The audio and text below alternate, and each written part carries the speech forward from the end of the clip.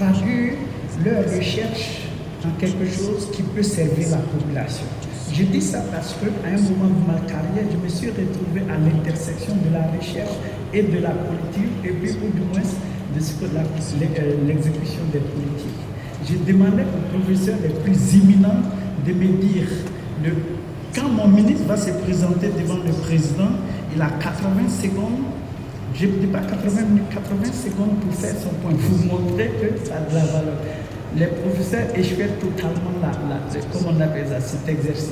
Je demanderai ici, certainement, dans la mesure du possible, certainement, dans le programme qui est là, de penser à un moment donné à la formation de ces gens-là.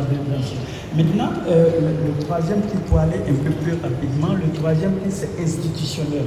Au niveau institutionnel, je pense que c'est là où il y a le gros problème, c'est là où il y a la gouvernance. C'est là où toutes les grosses décisions sont prises. Je pense que ça, c'est un gros morceau pour tout ce qu'on est en train de faire ici. Et je pense que les institutions en Afrique sont vraiment faibles. On peut les renforcer. Les institutions au niveau de l'Afrique ont beaucoup à apprendre. Ce n'est pas une question de créer, c'est une question d'apprendre de ce qui existe déjà. D'accord, merci beaucoup. Alors, Dr Gaouma, la prochaine question est pour vous. Tous ces programmes ont forcément des partenaires qui les accompagnent. Est-ce que vous pensez que ces accompagnements soient adéquats face aux réels besoins? La Terre ne cesse de prendre de la valeur. On parle aujourd'hui d'un marché mondial estimé à plus de 10 milliards de dollars. Ce marché de 10 milliards de dollars comporte en amont toute l'industrie de construction des satellites. Mais il faut que l'industrie, il faut que les services soient au cœur de la construction des satellites. Donc aujourd'hui, s'il n'y a pas de services, il n'y a pas d'intérêt à lancer des satellites.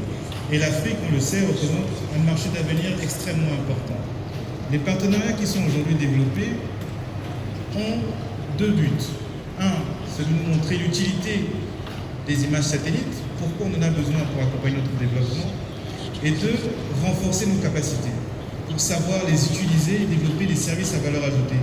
Plus l'Afrique développera des services, plus ceux qui développent les satellites auront de marché, c'est évident.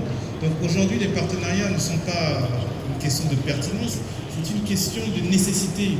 Nous devons développer des partenariats, comme celui dans lequel on est aujourd'hui, GMS Africa, qui se concentre bien évidemment sur les images des satellites européens Sentinelle 1A, 1B, 2A, 2B, pour pouvoir accompagner, pour pouvoir savoir mieux utiliser notre territoire et de façon conséquente, mieux gérer nos ressources naturelles. Alors, Dr